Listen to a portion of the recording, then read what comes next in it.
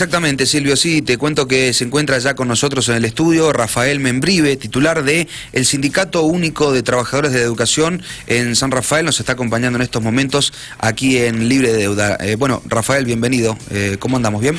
Muy bien, muy bien, y bueno, siempre tratando de, de poder acudir y poder responder a aquellas inquietudes que ustedes tienen, que a través de la gente que está en contacto con ustedes hace, y poder tratar de aclarar algunos temas que son coyunturales y otros que tienen que ver con los proyectos que hay hacia adelante, ¿no es cierto? Bien, estamos en tiempo de campaña, ¿no? Es un año electoral, es un año muy largo donde hemos escuchado nosotros que han prometido de todo un poquito, ¿no? Y la gente también, sobre todo, ¿viste? En los medios por ahí se cuidan un poquito más, son más prudentes, pero cuando nosotros tomamos contacto con la gente del barrio o del distrito, te das cuenta de que cuando golpean la casa le prometen de todo, de todo. Después eso a veces no se ve, ¿no? En el tiempo. O no se cumple. O no se cumple directamente, pero lo que te imagines, se promete lo que te imagines. ¿Cómo está el tema de edilicio respecto a las escuelas, que es una de las grandes problemáticas, ¿no? Mira, nosotros... Que se han prometido escuelas, hay gente a la que ha dicho, viste que hay escuelas edificios donde funcionan 2 escuelas. Claro. 2 o 3 o 5. Bien, o sea, bueno, yo porque soy bueno. Claro. Y se ha prometido eso, va a venir una escuela nueva, la vamos a hacer en tal lugar, he visto tal precio. Estamos trabajando en esto. Te hablo cuando hablan con los vecinos, ¿no? Claro. Mira, desgraciadamente, justamente, el SUTE viene con una campaña que es más para educación y tiene que ver con esta, con la realidad que nos toca, la falta de presupuesto que se ha venido observando en los últimos tiempos sobre los edilicios, o sea, sobre el mantenimiento en aquellas condiciones mínimas. No hablemos sobre la construcción de edificios nuevos, que de hecho no hay un solo edificio que se haya hecho en estos últimos años, pero sí nos preocupa fuertemente, la refacción para el mantenimiento y poder garantizar las necesidades básicas. Estamos hablando de que no hay arreglos en este sentido, y que bien, solamente hay manifestaciones, como bien lo decís vos, a través de los medios o de los comunicadores que bien tienen su objetivo de poder llegar a la comunidad sin otorgar la prueba, y la prueba es que los papás cuando acuden a las escuelas están en muy malas condiciones. Pero a esto le agregamos, que estos arreglos que en principio eran menores, hoy día ya son mayores, o sea, hay arreglos. Nosotros observamos en las escuelas que lo que era una simple gotera en un techo, hoy día es, el riesgo de que se les desprenda el techo. Que lo que era una parte o un sector de una cañería de gas que estaba expuesta a la intemperie y que esto llevaba a que podría haber tenido un proceso de óxido-reducción, una corrosión, hoy día hablamos de una instalación de gas que está en muy malas condiciones, sabiendo cuál es el riesgo al que se expone una pérdida de gas y todo lo que condice con ella. Entonces esta es la realidad, nosotros estamos en esta realidad, podemos y tenemos la potestad de poder dejar registro de esto cuando nosotros visitamos las escuelas, y la idea, como bien siempre lo decimos, no es poner palos en la rueda, sino que visualizar cuáles son los problemas, y que el gobierno que está de turno nos comunique cuál es el plan de obra que tiene en función a una prioridad, no que el plan de obra esté en función a, como bien lo decís vos, a los votos, a la concentración de votos o a la visualización de una escuela céntrica, que es la que le da la vidriera, y dejamos, resentido todo el servicio en las escuelas fundamentalmente rurales. Nosotros tenemos muchas dificultades en las escuelas rurales, y mientras más alejadas de la ciudad, más dificultades, o mientras menos población tiene esa escuela, más dificultades hay. Entonces... ¿Eso por qué? Porque como no se ve mucho. Exacto. No es que pases por una avenida y ves la escuela. Sino exacto. Es que no se ve, entonces de cosas... que tengas una escuela, y ya te la voy a mostrar en imágenes, porque creo que una imagen vale mucho más que 1000 palabras, pero una escuela que tiene un cierre perimetral, donde tiene una quebradura evidente, no hace falta ser un maestro mayor de obra o un ingeniero para poder entender que esa quebradura sobre la escuela o sobre el cierre perimetral está exponiendo a un riesgo una pared, ¿sí? Una pared, entonces que se vaya, puede caer arriba de los chicos en el patio. Claro, exacto, que vaya el profesional, que vaya el profesional de Dirección General de Escuela y te manifieste, señorita, no se preocupe porque la pared va a caer hacia afuera. Entonces, estas cosas son las que, nosotros tomamos registro, nosotros tenemos, como bien te digo, nosotros no respondemos. O sea que la docente ha hecho el reclamo, se puede caer la pared. Sí. Y van desde Dirección General de Escuela y le dicen, no, la pared cae para el lado del campito. Si cae para el otro lado. Sí, cae para el otro lado. Entonces, estas son las cosas que están en actas, contan en actas. O sea que nosotros no. ¿Y cuál es la otra consecuencia que tiene esto? Que las docentes vienen haciendo sus tareas, el equipo directivo, las docentes, la comunidad educativa, denunciando, tratando de colaborar con poder hacer los arreglos menores, que ve que el Estado no se hace cargo y que a su vez, si esto trasciende, si hoy día te nombro la escuela, te nombro la directora y demás, mañana tenemos un llamado de atención por parte del poder político de la DGE diciendo de que cómo no, o cómo visualizan, o cómo dan a conocer algunas situaciones de la escuela que son de índole doméstico. Entonces, verdaderamente estamos atravesando una situación, un problema grave. Una es la situación real de las escuelas y otra es la no visualización por la presión que el mismo gobierno pone para que esto no se dé a conocer. Entonces, a nosotros nos hablan de plata. ¿Pero le dicen eso a las directoras? Sí, ¿A los directores? Sí, por supuesto. De hecho, o sea, yo soy director de una escuela, ¿no? En una zona rural. Sí. Y veo que el caño de gas está en peligro, que me puede volar la escuela. ¿Lo digo? ¿Qué me dicen? No digas nada porque... No, o sea, dicen, bueno, haces la nota, sí, pero en ningún momento, la directora tiene la potestad hoy día de, sin necesidad, porque ella no tiene el conocimiento técnico. Y no, entonces, ella hace la nota para que vaya un servicio contratado o de la DGE, infraestructura, por ejemplo, que vayan y verifiquen cuáles son las condiciones. Cuando verifican esas condiciones dicen, no, esto no es tan grave, esto puede esperar, lo vamos a meter en un plan de obra, y ese plan de obra no se ejecutó ni en las vacaciones de principio de año, ni se está ejecutando en el transcurso del año, y estamos pidiendo que nos den cuál es el plan de obra que se van a hacer en las vacaciones, porque tenemos muchísimas escuelas, bueno, bien te lo he mostrado por ahí, que no hay posibilidades de esperar, ¿No lo tienen ustedes todavía ese plan de obras, lo que van a arreglar? No. Nos van a acercar... ¿Eso quién lo determina? ¿Cuál es la prioridad? ¿Quién es el que dice, eso es lo que quisiéramos esta saber. Es la escuela que va primero, esta es la que va segundo, porque esta va a volar, si no cambiamos el caño va a volar? Si no cambiamos la pared, se va a caer el techo, la pared, nosotros va a aplastar un niño. ¿Quién es verdaderamente no sabemos si esto es, es una potestad que tiene infraestructura en San Rafael o tiene lineamiento que tiene a nivel provincial. Sí te puedo decir que nosotros, a través de la última tormenta que tuvimos, observamos muchísimas escuelas y denotamos un gran riesgo en la escuela Terán, por ejemplo, con una acumulación de manga de piedras y de condiciones climáticas que han ido, perjudicando al techo, y son escuelas de la misma época que son las escuelas, la década del 50, con los mismos cielos rasos y demás. Entonces, nosotros denunciamos esa situación y hoy están, por lo menos en lo que es los anuncios, están o estarían trabajando en esa escuela, pero es una de las tantas escuelas que necesitan trabajos. Y vemos, cuando hablamos, damos ejemplos, cuando decimos, ¿por qué la escuela de la vidriera? Y la escuela de la vidriera en un año electoral era, por ahí lo habrás escuchado, que estábamos destinando una partida presupuestaria para la construcción del teatro de la escuela, o la reconstrucción del teatro de la escuela Rodolfo Iselín. Sí. Que no estamos en contra de la reconstrucción del teatro de la escuela Iselín, pero gastar 4, 5, 7 millones de pesos en eso, cuando cambiar una instalación eléctrica de una escuela te puede costar 100.000 pesos, te puede cambiar esa instalación de gas que te muestro.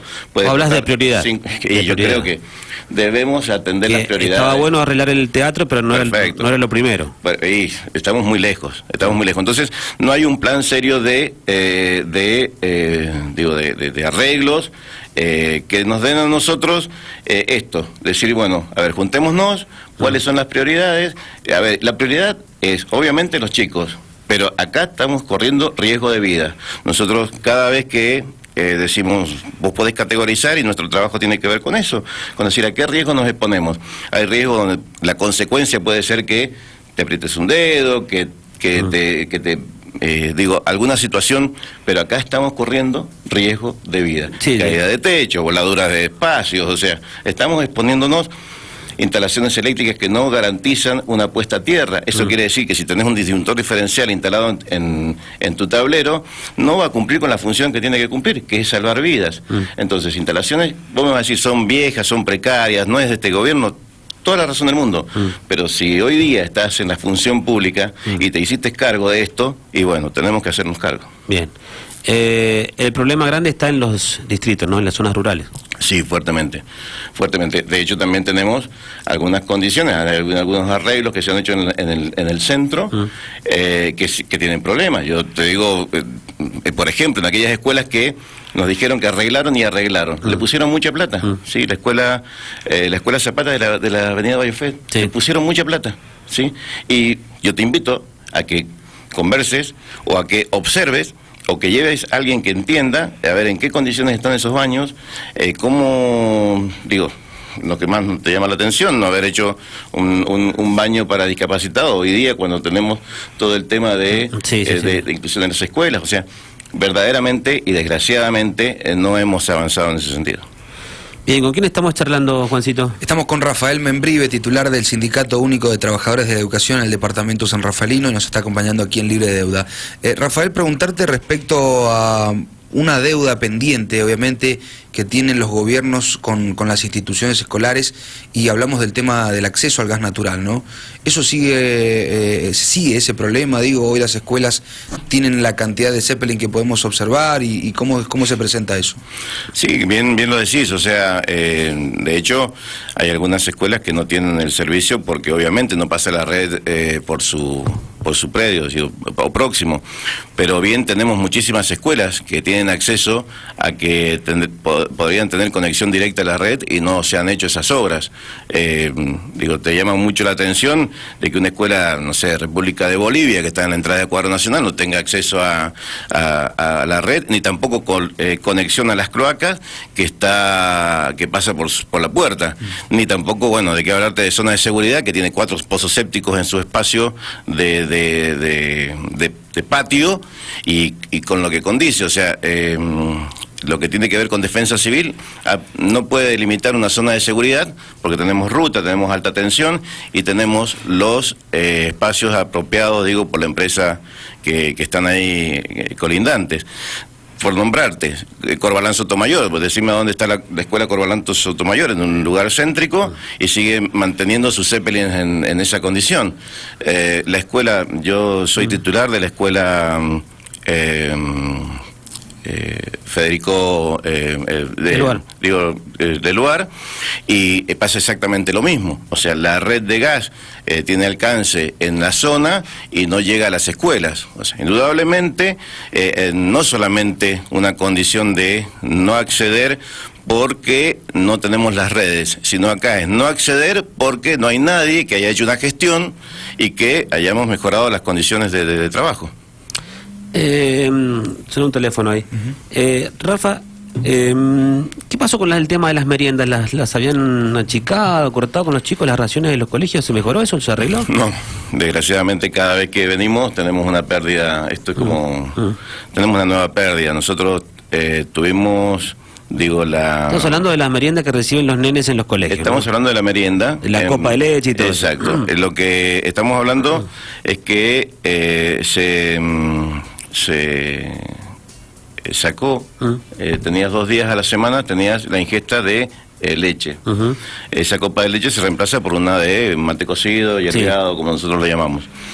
Bueno, obviamente que eso, si a mí me dicen que responde a una sugerencia o un plan alimentario dispuesto por una nutricionista, cuando le quitas una copa de leche a la semana a los chicos, y bueno, verdaderamente esto no responde a ningún plan de una nutricionista, sino que responde a un... No creo que un profesional te diga sacar de la leche, ¿no? Lo otro que fuertemente nos llama mucho la atención es decir, bueno, a ver, lo hemos tratado de cuantificar, decir, a ver, ¿cuántas cajas de leche más son en una escuela rural de una población de 60 alumnos? 2, 3 cajas más por por semana. O sea, estamos verdaderamente, traducir hoy día una caja de leche sale 220 pesos, 150 pesos. O sea, verdaderamente este despropósito que se está haciendo, bueno, y tiene su consecuencia en la salud y tiene su consecuencia en el proceso de enseñanza-aprendizaje, porque es el nenito que tiene la panza vacía y que es que no es lo mismo un mate cocido que una leche, un vaso de leche, ¿no? No es lo mismo. Y lo otro que seguimos en la misma postura es que las raciones están otorgadas no en la totalidad de tu matrícula. Vos sos director, tenés 100 alumnos, no recibís 100 raciones, ¿sí? Sino que recibís 80 raciones, el 20% menos. ¿Por qué? Porque ellos entienden que la media, en función a las ausencias que tenga, la media es más o menos un 20%. Eso a veces responde y a veces no responde. Entonces, en algunas... Están contemplando que hay pibes que van a faltar. Claro, claro. Sí. ¿Y si no falta nadie? Y si no falta nadie, exacto. Y si no falta nadie, eso es lo que está sucediendo. Que no falta nadie. ¿De verdad lo estás diciendo? Sí, señor, sí. Eso contratarlo con cualquier directora y te dice, a ver, yo tengo 160 alumnos y tengo 20% menos. Los tipos te dicen, a vos te van a faltar hoy 20 pibes. Sí. ¿Y si no te faltó nadie? Sí, y hay días que no te falta nadie. Entonces la naranja tenés que dividirla en dos o cortar la milanesa en pedacitos, como nos dicen las celadoras a veces. Hay una milanesa, algún trozo de tortilla o lo que sea, y alguien come todos los cortaditos. Y bueno, está bien. Esa es la realidad. No, tremendo, ¿no? Esa es la realidad. Bueno, ¿con quién estamos conversando, Juancito? Con Rafael Membrive, titular de El SUTE en San Rafael. Nos está acompañando aquí en Dial Radio TV y en Libre Deuda. ¿Qué pasó con el Itenzona? Famoso Itenzona, que Cornejo le ha dedicado varios capítulos, ¿no? En discursos oficiales, en notas, en la apertura de sesiones de la legislatura, etcétera. Mira, esto viene... Para que aquellos que no tienen ni idea, porque no todos son docentes los que nos están escuchando, nos escuchan, no sé, comerciantes, profesionales, el obrero, el mecánico, la ama de casa, aquel que nos está escuchando ahora, ¿qué es el Itenzona? Porque se ha escuchado mucho el Itenzona y aparecen los diarios como si la gente supiera. ¿De qué se trata el Itenzona? Como si supiera y como si de hecho ya hubieran habido algunos avances sobre esto, que fundamentalmente que tiene que ver con el dinero, ¿no es cierto? A ver, nosotros tenemos por nuestra tarea una diversidad de distribución de nuestras escuelas en el aspecto geográfico. De tal manera, en su principio, digo, desde el Estatuto del Docente para adelante, se vinieron contemplando porque se fueron generando escuelas y a esas escuelas se les asignaba de acuerdo a la accesibilidad, de acuerdo a los servicios que tenías, de acuerdo a la distancia del transporte, la coordinación del transporte. Bueno, se le asignaba zona, un porcentaje de zona, que obviamente las escuelas que estaban más céntricas tenían 0 zona, y así las más alejadas hasta las más desfavorables, que eran obviamente las escuelas de frontera, y las escuelas albergues, que tenían el máximo de zona en 100 de zona. Había una categorización de la zona. A medida que se complicaba más el acceso, etcétera, exacto, mayor es el porcentaje. Zona. Eso, a ver, para compararlo, no es lo mismo el normal, por ejemplo, que está a 100 metros del kilómetro cero, que una escuela del Niwil, por ejemplo. Por ejemplo. Entonces la escuela del Niwil tenía el 100% de zona, muy desfavorable. La escuela de los Parlamentos, si hablamos de escuela, la escuela de Montecomán en su principio. Y bueno, y eso llevó en algunos lugares a tener escuelas que tenían zona, muchas son algunas y menos zonas otras. Inclusive llevó a que en el mismo establecimiento escolar que vos recién decías, hay una escuela donde conviven 3 turnos diferentes con 3 modalidades diferentes, a tener diferentes zonas. Esto llevó a que en toda esta acumulación de años cada escuela reclamara, porque tenía su vecina que tenía el 60 de zona, yo tenía el 40, o tenía el 40 y yo tenía el 20, o no tenía zona. Esto se judicializaron varios casos, y el gobierno te decía, la verdad que usted tiene razón, pero no tenemos presupuesto. Hasta que se toma la decisión de que se renuncien a esos juicios y que el gobierno diga, bueno, vamos a ponerlo en un presupuesto. Es lo que se pagó hace 2 años atrás. Ahí termina un capítulo y aparece esto de la nueva recategorización de zona, donde el gobierno entiende que no debe ser la DGE quien haga esa división, Sí. O aplicar ese criterio. Claro, aplicar el criterio porque entiende de que, bueno, que había caducado, que no era actualizado y demás, Bien. sino que debiera ser un ente mucho más técnico, Sí. que es la DEIE, que es la Dirección de Estadística y Censos. Investigaciones económicas. Ajá. Exacto. Entonces, que en función a los informes que la DEIE le aportara a la DGE, la DGE iba a hacer una nueva recategorización de zona. ¿Qué sucede? La DEIE trabaja, digo, en principio, esto debiera haber sido una actividad, bipartita con una comisión mixta entre el SUTE y el gobierno para ir, para que las fuentes, vamos a darle zona a tu escuela, Sí. bueno, preguntar a la escuela, preguntar al entorno, si hace falta que existieran algunos informes más técnicos, si tenías contaminantes, si tenías el basural, si tenías algunas cosas que en principio desde alguien que no conoce dice, no, a tu escuela no le corresponde, y después tu escuela tenía algunas situaciones especiales, para que esto se fuera construyendo de a poco. El gobierno en principio saca una ley con algunas condiciones en este sentido, que sea una comisión mixta, y después, como nos tiene acostumbrado el gobierno de Cornejo, saca un decreto. Saca un decreto desdibujando la función o el aporte del SUTE, y hace solamente el trabajo de la comisión por parte del gobierno con los aportes de la DEIE. Cuando a nosotros nos convocan, que ya hacen la mención de que habían hecho ese trabajo, esa recategorización de zona, nos dicen, bueno, están convocados y nos pasan una planilla. Esta es la nueva zona. Nosotros la observamos y obviamente estamos muy de acuerdo en muchísimas asignaciones de zonas que se dieron en algunos lugares, pero estamos muy lejos de poder aceptar algunas que son, indiscutibles acá en cualquier otro ámbito. Sí. Puntualmente, escuela domiciliaria. Te doy el ejemplo. Escuela domiciliaria está situada en la calle Las Heras. Sí. Entonces, si vos me decís, sí, sos un médico, sos y decís, bueno, ¿a dónde está situada la calle? En la calle Las Heras, en pleno centro. Sí. Bueno, le corresponde ser de zona porque es en pleno centro. Sí. Las chicas de la escuela domiciliaria no hacen su actividad Exactamente. en la calle Las Heras. Sí, exacto. Se suben en una motito, en un colectivo, en el auto, ¿sí? Y van a donde sea. a los distritos y es todo cambiante, Sí. porque inclusive no pueden decir, como nos pasa a otras señoritas que dicen, bueno, yo trabajo en la villa y tengo el colectivo. Entonces, cuando tenés un mes, tenés el abono, tenemos el pasaje, estas chicas son las más desprotegidas y las que menos, le dieron 0 de zona, Sí. como por ejemplo.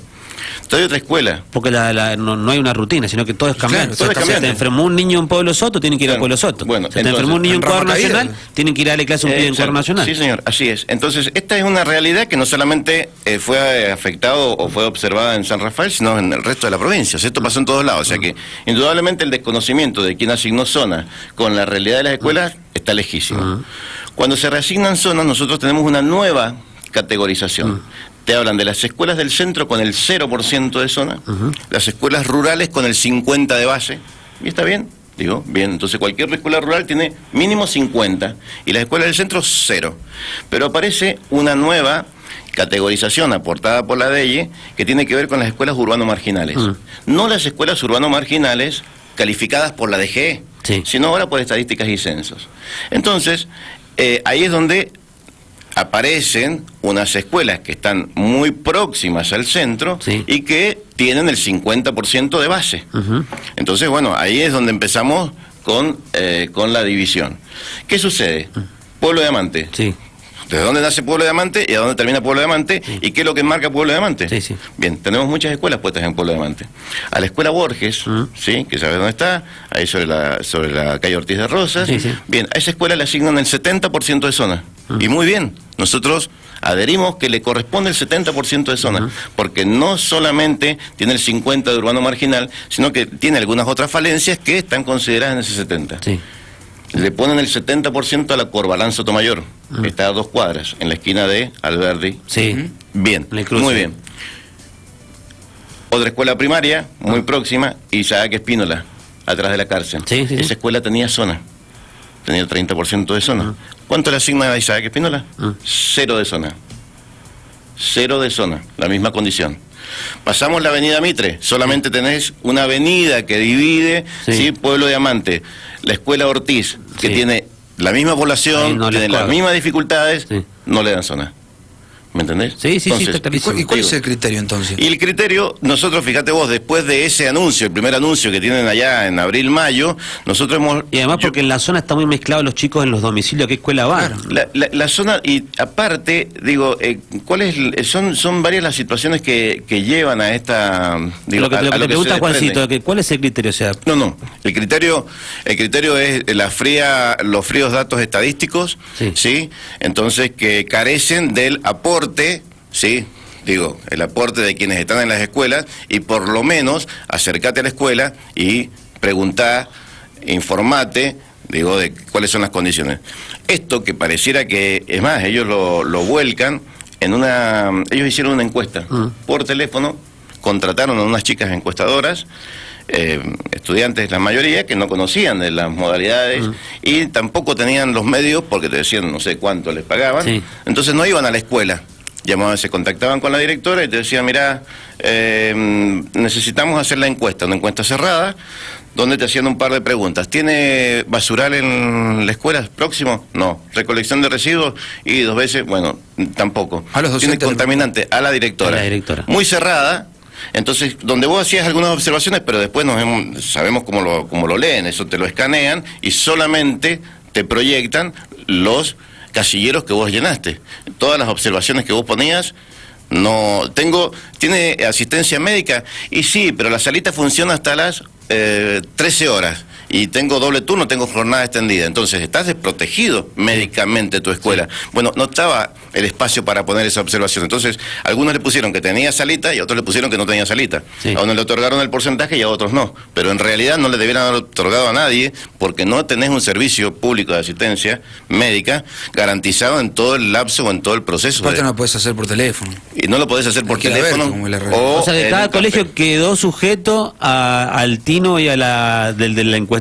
Porque Exacto. Y en una te llamó una chica y te dijo, le pongo cruz acá, le pongo acá. en ese aspecto, entonces ahí tenemos algunas variables. ¿Qué sucede? Cuando nosotros vemos esto y hacemos la denuncia concreta de algunas escuelas, la DGE también se da cuenta que habían errores, que se habían cometido errores. Entonces les pide a sus directivos que en forma, jerárquica, informen cuáles son los que no están de acuerdo y de qué manera ellos sustentan que debieran recibir mayor cantidad de... Volviendo otra vez. ¿Qué sucede? Se nutren con todo ese material. Ustedes son directores, envían esa documentación a la DGE, ¿y qué hace la DGE? En vez de atender los pedidos que ustedes hacían, ¿qué hizo? Le bajó la zona a algunas escuelas. Por ejemplo, habíamos mencionado la escuela Borges con el 70 y la Corbalán Sotomayor con el 70. A la Corbalán Sotomayor le dio el 30. A la Corbalán Sotomayor le bajó el 30. Entonces, de esa forma, decir, bueno, esto es un poco... Nivelamos para abajo. Nivelamos para abajo. A esta no le dimos, entonces a la que le dimos, Muy bien. lo mandamos al tacho. Redondeo. La escuela Sáenz enfrente de la terminal. Sí, sí, la escuela sí. Sáenz enfrente de la terminal. Comandante Le Sala. asignan el 50%. Bien. Muy bien. ¿Por qué? ¿Qué condiciones tiene? Y tiene una condición de población urbano marginal, está situada en un lugar estratégico de urbano marginal, y el 50% le corresponde por esto. Muy bien. ¿Qué hicieron en ese zarandeo? Quedamos en cero otra vez nuevamente.